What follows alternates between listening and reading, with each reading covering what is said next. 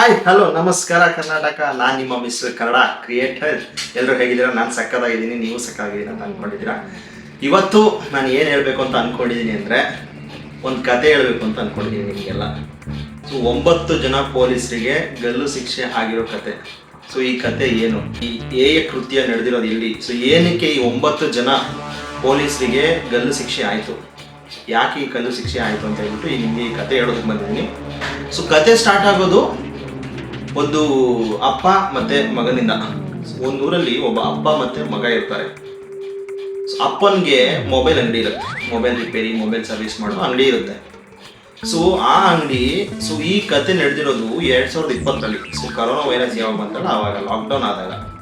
So ಲಾಕ್ಡೌನ್ನಲ್ಲಿ ಒಂದು rules ಇರುತ್ತೆ, ಅವಾಗ ಅಂಗಡಿ ಓಪನ್ ಮಾಡೋದಕ್ಕೆ ಅಂತ ರೂಲ್ಸ್ ಇತ್ತು. ಸೊ ರಾತ್ರಿ 9 ಗಂಟೆ ತನಕ ಅಥವಾ 9 ಗಂಟೆ ತನಕ ಮಾತ್ರ ಅಂಗಡಿ ಓಪನ್ ಮಾಡಬೇಕು. ಸೊ ಅದ್ರ ಮೇಲೆ ಓಪನ್ ಮಾಡೋ ಹಾಗಿಲ್ಲ ಅಂತ ಒಂದು ರೂಲ್ಸ್ ಇತ್ತು. ಸೊ ಅದೇ ಥರನೇ ಅಪ್ಪ ಅಂಗಡಿಲಿ ಇರ್ತಾನೆ, ವರ್ಕ್ ಮಾಡ್ತಾ ಇರ್ತಾನೆ, ಮೊಬೈಲ್ ಸರ್ವಿಸ್ ಅಂಗಡಿಲಿ ಇರ್ತಾನೆ. ಸೊ ಅಲ್ಲಿ 9 ಗಂಟೆಗೆ ಪಾಪ ಕ್ಲೋಸ್ ಮಾಡೋಕ್ಕಾಗಿಲ್ಲ, ಅವ್ರಿಗೆ 15 ನಿಮಿಷ ಲೇಟ್ ಆಗಿದೆ. ಸೊ ಪೊಲೀಸವರು ಎಲ್ಲಿದ್ರು ಕಡೆ ಬಂದ್ಬಿಟ್ರು. ಪೊಲೀಸವರು, ಯಾಕೆ ಲೇಟ್ ಮಾಡಿದ್ಯಾ ನೀನು, ಅಂಗಡಿ ಕ್ಲೋಸ್ ಮಾಡೋದಕ್ಕೆ ನೀನು ಏನಕ್ಕೆ ಲೇಟ್ ಮಾಡಿದ್ಯಾ, 15 ನಿಮಿಷ ಲೇಟ್ ಆಗಿದೆ ಅಂತ ಹೇಳಿ ಅಪ್ಪನ್ನ ಪೊಲೀಸ್ ಸ್ಟೇಷನ್ಗೆ ಕರ್ಕೊಂಡು ಹೋದ್ರು. ಯಾಕೆಂದ್ರೆ ಪೊಲೀಸರು ದರ್ಪ ತೋರಿಸ್ಬೇಕಲ್ವಾ, ಸೊ ಅದಕ್ಕೋಸ್ಕರ. ಸೊ ಈ ಪೊಲೀಸ್ ಸ್ಟೇಷನ್ಗೆ ಅಪ್ಪವನ್ನ ಕರ್ಕೊಂಡು ಹೋದ ನಂತರ ಸೊ ಈ ವಿಷಯ ಮಗನಿಗೆ ಗೊತ್ತಾಗಿದೆ. ಸೊ ಮಗನಿಗೆ ಗೊತ್ತಾದ್ಮೇಲೆ ಮಗ ಆಬ್ವಿಯಸ್ ಆಗಿ ಪೊಲೀಸ್ ಸ್ಟೇಷನ್ಗೆ ಹೋಗ್ತಾನಲ್ವಾ. ಸೊ ಪೊಲೀಸ್ ಸ್ಟೇಷನ್ಗೆ ಮಗ ಹೋಗಿದ್ದಾನೆ. ಅಲ್ಲಿ ಅವ್ರ ಅಪ್ಪಂಗೆ ನಾಯಿ ಹೊಡೆದಂಗೆ ಹೊಡಿತಾ ಇದ್ದಾರೆ, ತುಂಬಾ ಹೊಡೆದಿದ್ದಾರೆ. ಪೊಲೀಸ್ ಸ್ಟೇಷನ್ಗೆ ಮಗ ಕೇಳೋದಕ್ಕೆ ಬರ್ತಾನೆ. ಮಗ ಕೇಳ್ತಾನೆ, ನಮ್ಮಪ್ಪ ಏನೂ ತಪ್ಪು ಮಾಡಿಲ್ಲ, 15 ನಿಮಿಷ ಲೇಟ್ ಆಗಿದೆ ಸರ್, ಬಿಟ್ಬಿಡಿ, ಏನು ಹೊಡಿತಾ ಇದ್ದೀರಾ ನಮ್ಮಪ್ಪಂಗೆ ಅಂತ ಕೇಳ್ತಾನೆ. ಸೊ ಆ ಕೇಳಿದ್ದಕ್ಕೆ ಪೊಲೀಸರಿಗೆ ಈಗೋ ಹರ್ಟ್ ಆಗಿ ನಮ್ಮನ್ನೇ ಪ್ರಶ್ನೆ ಮಾಡ್ತೀಯಾ ನೀನು ಅಂತ ಹೇಳ್ಬಿಟ್ಟು ಮಗನ್ನೂ ಕೂಡ ಪೊಲೀಸ್ ಸ್ಟೇಷನ್ ಒಳಗಡೆ ಲಾಕಪ್ ಒಳಗಡೆ ಹಾಕಿ ಅಪ್ಪ ಮಗನ್ಗೆ ಅಲ್ಲಿದ್ದ 10 ಜನ ಪೊಲೀಸರು ಒಬ್ಬರಾದ್ಮೇಲೆ ಒಬ್ರು ಬಂದು ಲಾಟಿಯಲ್ಲಿ ಹೊಡೆದಿದ್ದಾರೆ. ಯಾವ ತರ ಹೊಡೆದಿದ್ದಾರೆ ಅಂದ್ರೆ ಇಡೀ ಲಾಕಪ್ ರೆಡ್ ಕಲರ್ ಅಲ್ಲಿ ರಕ್ತದಲ್ಲಿ ತುಂಬ ಹೋಗಿದೆ, ಆ ತರ ಹೊಡೆದಿದ್ದಾರೆ. ಸೊ ಆ ತರ ಹೊಡೆದ್ರು, 3-4 ದಿನ ಕಂಟಿನ್ಯೂಸ್ ಹೊಡೆದ್ರು. ಅದಾದ್ಮೇಲೆ ಮ್ಯಾಜಿಸ್ಟ್ರೇಟ್ ಕೋರ್ಟಿಗೆ ಕರ್ಕೊಂಡೋದ್ರು. ತಪ್ಪು ಕೇಸ್ ಹಾಕಿ ಎಲ್ಲ ಅವ್ರ ಮೇಲೆ ಏನೇನಿದೆ ಎಲ್ಲ ಕೇಸ್ ಹಾಕ್ಬಿಟ್ಟು ಮ್ಯಾಜಿಸ್ಟ್ರೇಟ್ ಕೋರ್ಟಿಗೆ ಕರ್ಕೊಂಡೋದ್ರು. ಸೊ ಮ್ಯಾಜಿಸ್ಟ್ರೇಟಿಗೆ ಕರ್ಕೊಂಡೋದ ತಕ್ಷಣ ಅವಾಗ ಕೊರೋನಾ ವೈರಸ್ ಇತ್ತು, ಲಾಕ್ಡೌನ್ ಇತ್ತು. ಸೊ ಆ ಜಡ್ಜ್ ಏನಂದಿದ್ದಾರೆ ಅಂದ್ರೆ, ಅಷ್ಟು ಹೊಡೆದಿರೋ ಕೈದಿಗಳನ್ನ ಮುಖನೂ ಕೂಡ ನೋಡಿಲ್ಲ ಅವರು. ಯಾಕಂತಂದ್ರೆ ಅವ್ರು ಪೋಡಿಯಂ ಮೇಲೆ ಕುಂತಿದ್ರು, ಒಂದು ಲೆವೆಲ್ ಹೈಯಲ್ಲಿ ಕುಂತಿದ್ರು. ಸೊ ಇವ್ರು ಕೆಳಗಡೆ ನಿಂತಿದ್ರು. ಸೊ ಅವ್ರ ಮುಖ ಜಡ್ಜ್ ಕೂಡ ನೋಡಿಲ್ಲ. ಸೊ ಅವ್ರು ನೋಡ್ದೇನೆ ಈ ಹಾಕಿರೋ ಸುಳ್ಳು ಕೇಸುಗಳ ಆಧಾರದ ಮೇಲೆ, FIR ಮೇಲೆ ಸೊ ಅವರಿಗೆ ಜೈಲಿಗೆ ಹಾಕಿದ್ದಾರೆ. ಸೊ ಆ ಜೈಲಿಗೆ ಹಾಕಿದ್ಮೇಲೆ ಈ 10 ಜನ ಸೇರ್ಕೊಂಡು ಹೊಡೆದಿದ್ರಲ್ವಾ ಪೊಲೀಸರು, ಸೊ ಖಂಡಿತವಾಗ್ಲೂ ಫುಲ್ಲು ಒಳಗಡೆ ಎಲ್ಲ ಡ್ಯಾಮೇಜ್ ಆಗಿದೆ, ಇಂಟರ್ನಲ್ ಆರ್ಗನ್ಸು. ಸೊ ಒಳ ರಕ್ತಸ್ರಾವ ಆಗಿದೆ, ಸೊ ಇಂಟರ್ನಲ್ ಬ್ಲೀಡಿಂಗ್ ಎಲ್ಲ ಆಗಿದೆ. ಅವ್ರನ್ನ ಜೈಲಿಗೆ ಹಾಕ್ತಾರೆ. ಅವ್ರನ್ನ ಜೈಲಿಗೆ ಹಾಕಿದ್ಮೇಲೆ ಈಗ ಜಡ್ಜ್ ನೋಡಿಲ್ಲ ಅವ್ರನ್ನ. ಸೊ ಅವರು ಪೊಲೀಸವರು ಹೆಂಗ್ ಹೊಡೆದಿದ್ದಾರೆ ಅವರಿಗೆ ಅಂತ ಜಡ್ಜ್ ನೋಡೋಕ್ಕಾಗಿಲ್ಲ. ಸೊ ಅವ್ರ ಮೇಲೆ ಕುಂತ್ಕೊಂಡು ಜಡ್ಜ್ಮೆಂಟ್ ಪಾಸ್ ಮಾಡಿ ಅವ್ರನ್ನ ಜೈಲಿಗೆ ಹಾಕ್ಬಿಟ್ರು. ಜೈಲಿಗೆ ಹಾಕಿದ್ಮೇಲೆ ಪಾಪ 10 ಜನ ಹೊಡೆದಿರೋದನ್ನ ನೋವಿಂದ ಸೊ ಒಳಗಡೆ ಎಲ್ಲ ಇಂಟರ್ನಲ್ ಆರ್ಗನ್ಸ್ ಎಲ್ಲ ಡ್ಯಾಮೇಜ್ ಆಗಿದೆ. ಸೊ ಈಗ ಮಗ ಏನಾಯ್ತು ಅಂದ್ರೆ, ಮಗಂಗೆ ರಕ್ತಸ್ರಾವ ಆಗಿ ಮಗ ರಕ್ತ ವಾಮಿಟ್ ಮಾಡ್ಕೊಂಡು ಸತ್ತೋಗ್ಬಿಟ್ಟ ಮಗ. ಅದನ್ನ ನೋಡಿ ಅದಾದ ನೆಕ್ಸ್ಟ್ 24 hours ಅಲ್ಲೇ ಕೂಡ ಅಪ್ಪ ಕೂಡ ಸತ್ತೋದ. ಅಪ್ಪ ಮಗ ಇಬ್ರು ಲಾಕಪ್ ಡೆತ್ ಆಯ್ತು. ಸೊ ಇದು ದೊಡ್ಡ ಕೇಸ್ ಆಯ್ತು, ದೊಡ್ಡ ಚರ್ಚೆ ಆಯ್ತು. ಸೊ ಇದು ದೊಡ್ಡ ಚರ್ಚೆ ಆಗಿ ಇದು ಫುಲ್ ಸೋಷಿಯಲ್ ಮೀಡಿಯಾದಲ್ಲಿ ಹರಿದಾಡಿ ಇದಕ್ಕೆ ನ್ಯಾಯ ಬೇಕು ಅಂತ ಹೇಳ್ಬಿಟ್ಟು ಸೋಷಿಯಲ್ ಮೀಡಿಯಾದಲ್ಲಿ ಕ್ಯಾಂಪೇನ್ ಆಯಿತು.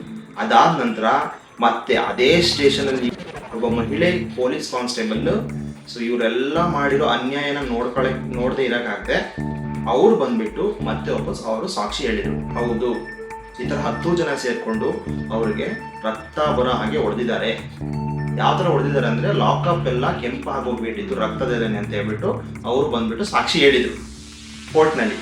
ಸಾಕ್ಷಿ ಹೇಳಿದಂದ್ರೆ ಏನಾಗುತ್ತೆ, ಸೊ ಅವರು ಪಾಪ ನೋಡಿ, ಅವ್ರನ್ನ ನಮ್ಮನ್ನು ಸಾಯಿಸ್ತಾರಂತ ಎದುರಿಸ್ತಾರಂತ ಲೆಕ್ಕಿಸ್ದೇನೆ ಕೂಡ ಅವರ ಅನ್ಯಾಯನ ತಡೆಯೋದಕ್ಕೋಸ್ಕರ ಸೊ ಧೈರ್ಯದಿಂದ ಬಂದ್ಬಿಟ್ಟು ಕೋರ್ಟಲ್ಲಿ ಸಾಕ್ಷಿ ಹೇಳಿದರು. ಅದು ಸಾಕ್ಷಿ ಆದಮೇಲೆ ಪೊಲೀಸರು ಏನು ಮಾಡ್ತಾರೆ, ಎಲ್ಲ ಸಾಕ್ಷಿಗಳು ನಾಶ ಮಾಡ್ಕೊಳ್ತಾ ಬಂದರು. ಏನಾಯ್ತು ಅಂತಂದ್ರೆ, ಈಗ ಸ್ಥಳೀಯ ಪೊಲೀಸರ ಮೇಲೆ ಜಡ್ಜ್ಗೆ ನಂಬಿಕೆನೆ ಹೊಂಟೋಗ್ಬಿಡುತ್ತೆ. ಆ ನಂಬಿಕೆ ಹೊಂಟೋದ ತಕ್ಷಣನೇ ಈ ಕೇಸು CBIಗೆ ಒಪ್ಪಿಸಿದ್ರು. ಸೊ ಕೋರ್ಟ್ ಅವರು CBIಗೆ ಒಪ್ಪಿಸಿದ್ರು. CBI ಅವ್ರು ಬಂದ್ಮೇಲೆ ಪೊಲೀಸರು ಎಲ್ಲಾ ಸಾಕ್ಷಿನೂ ನಾಶ ಮಾಡ್ಕೊಳ್ತಾ ಬಂದ್ರು. ಸೊ ಈ ಸಾಕ್ಷಿ ನಾಶ ಮಾಡ್ಕೊಳ್ತಾ ಬಂದ್ಮೇಲೆ ಅಲ್ಲಿ ಇದ್ದಿದ್ದ ಲಾಠಿ ಕೂಡ ಪೊಲೀಸ್ ಸ್ಟೇಷನ್ ಅಲ್ಲಿರೋ ಲಾಠಿಗಳು ಕೂಡ ಹೊಡೆದಿದ್ರಲ್ಲ ಆ ಲಾಠಿಗಳನ್ನ ಒಬ್ಬ ಕಾನ್ಸ್ಟೇಬಲ್ ಹತ್ರ ಕೊಟ್ಬಿಟ್ಟು ಪರಾರಿ ಮಾಡಿಸಿದ್ದಾರೆ. ಈ ರೇಂಜಿಗೆ ಸಾಕ್ಷಿಗಳನ್ನ ನಾಶ ಮಾಡ್ಕೊಳ್ತಾ ಬಂದ್ರು. CBI ಆದ್ರೂ ಬಿಡ್ಲಿಲ್ಲ. 106 ಸಾಕ್ಷಿಗಳನ್ನ ಕಲೆಕ್ಟ್ ಮಾಡಿ ಇಷ್ಟೆಲ್ಲ ಸಾಕ್ಷಿಗಳನ್ನ ನಾಶ ಮಾಡಿದ್ರಲ್ಲ, ಮತ್ತೆ ವಾಪಸ್ CBI ಏನೇನು ಸಾಕ್ಷಿ ಮಾಡಿದ್ರು, ಕಲೆಕ್ಷನ್ ಮಾಡಿದ್ರು, ಏನೇನು ಸಾಕ್ಷಿ ಸಬ್ಮಿಟ್ ಮಾಡಿದ್ರು ಅಂತ ಕೇಳ್ತೀರಾ? ಏನೇನು ಸಾಕ್ಷಿ ಸಬ್ಮಿಟ್ ಮಾಡಿದ್ರು ಅಂದ್ರೆ, ಫಾರೆನ್ಸಿಕ್ ಡಿಪಾರ್ಟ್ಮೆಂಟ್ ಇಂದ ಪೊಲೀಸ್ ಸ್ಟೇಷನ್ ಹೋಗ್ಬಿಟ್ಟು ಅಲ್ಲಿ ವಾಲ್ ಮೇಲೆ ರಕ್ತದ ಕಲೆಗಳಾಗಿವೆ ಅನ್ನೋ ಆಧಾರದ ಮೇಲೆ ಅಲ್ಲಿ ಫಾರೆನ್ಸಿಕ್ ಹತ್ರ ಟೆಸ್ಟ್ ಮಾಡಿಸಿದ್ರು. ಲಾಠಿಗಳನ್ನ ಮತ್ತೆ ವಾಪಸ್ ವಶಕ್ಕೆ ಪಡೆದ್ರು. ಅದರಲ್ಲಿ ರಕ್ತಗಳನ್ನ ಟೆಸ್ಟ್ ಮಾಡಿಸಿದ್ರು. ಅದರಲ್ಲಿ ಬಂದಿದ್ದೇನು ಅಂತಂದ್ರೆ, ಹೌದು ಅಪ್ಪ ಮಗನ ರಕ್ತ ಲಾಠಿಲೂ ಇದೆ, ವಾಲಲ್ಲೂ ಇದೆ, ಇವರು ಹೊಡೆದಿದ್ದಾರೆ ಅನ್ನೋದು ಕನ್ಫರ್ಮ್ ಆಯಿತು. ಅದಾದ ನಂತರ ಬಾಡಿ ಪೋಸ್ಟ್ ಮಾರ್ಟಮ್ನಲ್ಲಿ ಏನು ಪತ್ತೆ ಹಚ್ಚಿತು ಅಂದರೆ, ಇವರು ಹೊಡೆದಿರೋದ್ರಿಂದ ಬಾಡಿ ಒಳಗಡೆ ರಕ್ತಸ್ರಾವ ಆಗಿರೋದು 11 ಆರ್ಗನ್ಗಳಲ್ಲಿ ರಕ್ತಸ್ರಾವ ಆಗಿದೆ ಅಂತ ಗೊತ್ತಾಯಿತು. ಸೊ 11 ಕಡೆ ರಕ್ತಸ್ರಾವ ಆಗಿದೆ, ಒಳಗಡೆ ರಕ್ತಸ್ರಾವ ಆಗಿ ಸತ್ತಿರೋದು ಅಂತ ಹೇಳ್ಬಿಟ್ಟು ಕನ್ಫರ್ಮ್ ಆಯಿತು. ಸೊ ಇದೆಲ್ಲ ಸಾಕ್ಷಿಗಳನ್ನ ಕೊಟ್ಟು ಕೊನೆಗೆ ಐತಿಹಾಸಿಕ ತೀರ್ಪು ಅಂತಲೇ ಹೇಳ್ಬೋದು. ಇದನ್ನ ಇಡೀ ದೇಶದಲ್ಲೇ ಎಲ್ಲೂ ಈ ತರ ತೀರ್ಪು ಕೊಟ್ಟಿಲ್ಲ. 10 ಜನ ಪೊಲೀಸರ ಮೇಲೆ ಕೇಸ್ ಹಾಕಿರೋದ್ರಿಂದ 10 ಜನ ಪೊಲೀಸಲ್ಲಿ ಒಬ್ಬರು ಕೇಸ್ ನಡೀತಿರ್ಬೇಕಾದ್ರೇನೆ ಕೊರೋನಾ ವೈರಸ್ ಬಂದ್ಬಿಟ್ಟು ಸತ್ತೋಗ್ಬಿಟ್ರು. ಈ ಕೇಸ್ ಯಾವಾಗ ಆಗಿತ್ತು? ನಾನು ಮೊದಲು ಹೇಳಿದ್ರೆ 2020ರಲ್ಲಿ ಆಗಿತ್ತು. ಸೊ ಈಗ ಜಡ್ಜ್ಮೆಂಟ್ ಬಂದಿರೋದು ಯಾವಾಗ ಅಂತಂದ್ರೆ ಏಪ್ರಿಲ್ 6, 2026ರಲ್ಲಿ ಜಡ್ಜ್ಮೆಂಟ್ ಬಂತು. ಜಡ್ಜ್ಮೆಂಟ್ ಏನ್ ಹೇಳುತ್ತೆ ಅಂದ್ರೆ, 9 ಜನ ಇನ್ನು ಉಳಿದಿರೋ 9 ಜನ ಪೊಲೀಸರಿಗೆ ಗಲ್ಲು ಶಿಕ್ಷೆನ ಕೊಟ್ಟಿದೆ. ಇದು ಐತಿಹಾಸಿಕ ತೀರ್ಪು. ಈ ಅಮಾನವೀಯ ಕೃತ್ಯ ನಡೆಸಿರೋ ಪೊಲೀಸರಿಗೆ, ಸೊ ಈ ಪೊಲೀಸಿಂದ ಒಂದು ಫ್ಯಾಮಿಲಿ ಫುಲ್ ಹೋಯ್ತು. ಅಪ್ಪ ಸತ್ರು, ಮಗ ಸತ್ತ. ಸೊ ಇದೆಲ್ಲದನ್ನು ಕನ್ಸಿಡರ್ ಮಾಡಿಕೊಂಡು ಸೊ ಬೇರೆನೇ ಎದ್ದು ಹೊಲ ಮೇಯ್ದು ಅನ್ನೋ ಥರ ಆ 9 ಜನ ಪೊಲೀಸರಿಗೆ ಗಲ್ಲು ಶಿಕ್ಷೆನ ಕೊಟ್ಟು ಇಡೀ ದೇಶದಲ್ಲೇ, ಭಾರತ ದೇಶದಲ್ಲೇ ಎಲ್ಲೂ ಕಂಡರಿದಂತಹ ಕೇಸು. ಸೊ ಇದಕ್ಕೆ ಒಳ್ಳೆ ನ್ಯಾಯ ಸಿಕ್ಕಿದೆ ಅಂತ ಅನ್ಕೊಂಡಿದ್ದೀನಿ. ಸೊ ಈ ಥರ ಗಲ್ಲು ಶಿಕ್ಷೆ ಕೊಟ್ಬಿಟ್ಟು ಜೊತೆಗೆ ಎಲ್ಲರಿಗೂ SI ಅಥವಾ ಇನ್ಸ್ಪೆಕ್ಟ್ರು, ಆಮೇಲೆ ASI, ಕಾನ್ಸ್ಟೇಬಲ್ಸ್ ಎಲ್ಲ ಸೇರಿ 9 ಜನಕ್ಕೆ 1.4 ಕೋಟಿ ದಂಡ ಹಾಕಿದ್ದಾರೆ. ಸೊ ಅವ್ರೇನಾದ್ರು ದಂಡ ಕೊಟ್ಟಿಲ್ಲ ಅಂತ ಅಂದರೆ, ಕೊಡೋದು ಲೇಟ್ ಆಯಿತು ಅಂತಂದರೆ, ಅವ್ರ ಹತ್ರ ಇರೋ ಎಲ್ಲ ಆಸ್ತಿನೂ ವಜಾ ಮಾಡಿ ಅವರಿಗೆ 1.4 ಕೋಟಿನ ಅವ್ರ ಫ್ಯಾಮಿಲಿಯಲ್ಲಿ ಕೊಡಬೇಕಂತ ಹೇಳಿ ದಂಡ ಕೂಡ ವಿಧಿಸಿದ್ದಾರೆ. ಸೊ ಇದು ನಾನು ಹೇಳಿದಿರೋ ಕತೆ. ಇದು ಕತೆ ಅಲ್ಲ, ಆ್ಯಕ್ಚುಲಿ ನೈಜ ಘಟನೆಗಳು, ನೈಜ ನಡೆದಿರೋದು. ಇದು ನಿಜವಾದ ಕತೆ, ಇದು ನಡೆದಿರೋ ಕತೆ. ಸೊ ಇದು ಎಲ್ಲಿ ನಡೆದಿದೆ ಅಂದರೆ ತಮಿಳ್ನಾಡಲ್ಲಿ ನಡೆದಿರುವಂತಹ ಕತೆ. ಈಗ ಏಪ್ರಿಲ್ 6, 2026ರಲ್ಲಿ ಇದ್ರದ್ದು ತೀರ್ಪು ಬಂದಿದೆ. ತೀರ್ಪಿನ ಪ್ರಕಾರ 9 ಜನ ಪೊಲೀಸರಿಗೆ ಗಲ್ಲು ಶಿಕ್ಷೆ ಆಗಿದೆ.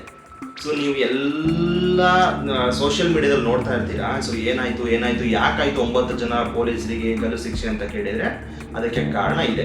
ಇದು ಕಂಪ್ಲೀಟ್ ಕತೆ. ಸೊ ಈ ಕತೆ ಕೇಳಿಬಿಟ್ಟು ನಿಮ್ಗೆ ಏನು ಅನ್ನಿಸ್ತು? ಆ 9 ಜನ ಪೊಲೀಸರಿಗೆ ಗಲ್ಲು ಶಿಕ್ಷೆ ಆಗಿದ್ದು ಒಳ್ಳೇದೇನಾ? ಸೊ ಆ್ಯಕ್ಚುಲಿ ತುಂಬ ಒಳ್ಳೆಯದು. ಯಾಕಂತಂದರೆ ಬೇರೆನೇ ನಮಗೋಸ್ಕರ ಅಲ್ಲಿ ನೇಮಿಸಿರುವಂಥ ಸರ್ವೆಂಟ್ಸ್ಗಳು ಅವರು. ಸೊ ಅವರೇ ಈ ಥರ ಮಾಡಿಬಿಟ್ರೆ ನೆಕ್ಸ್ಟ್ ಪೊಲೀಸರ ಮೇಲೆ ಭರವಸೆನೇ ಹೊಂಟೋಗ್ಬಿಡುತ್ತೆ ಎಲ್ಲರಿಗೂ.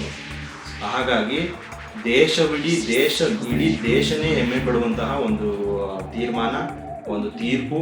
ಆ್ಯಂಡ್ ಈ ಅಮಾನವೀಯ ಕೃತ್ಯಗೆ, ಖಂಡಿತವಾಗ್ಲೂ ಹೇಯ ಕೃತ್ಯಗೆ ಒಳ್ಳೆ ತೀರ್ಪು. 9 ಜನ ಪೊಲೀಸರಿಗೆ ಗಲ್ಲು ಶಿಕ್ಷೆ ಕೊಟ್ಟಿರೋದು ಒಳ್ಳೆ ತೀರ್ಪು ಅನ್ನೋದಾದರೆ ಎಲ್ಲರೂ ಕಮೆಂಟ್ ಮಾಡಿ, ಶೇರ್ ಮಾಡಿ, ಆದಷ್ಟು ಈ ವಿಡಿಯೋಗೆ ಲೈಕ್ ಮಾಡಿ. ಆ್ಯಂಡ್ ಹೊಸದಾಗಿ ಯಾರ್ಯಾರು ನೋಡ್ತಾ ಇದ್ದೀರಾ ಅವರೆಲ್ಲ ಸಬ್ಸ್ಕ್ರೈಬ್ ಮಾಡ್ಕೊಳ್ಳಿ. ಆ್ಯಂಡ್ ಅಲ್ಲಿ ತನಕ ಸಿಗ್ತೀನಿ ನೆಕ್ಸ್ಟ್ ವಿಡಿಯೋದಲ್ಲಿ ಇನ್ನೊಂದು ಇಂಟ್ರೆಸ್ಟಿಂಗ್ ಕತೆ ಜೊತೆಗೆ ಬರ್ತೀನಿ. And until then bye. ಜೈ ಹಿಂದ್, ಜೈ ಕರ್ನಾಟಕ.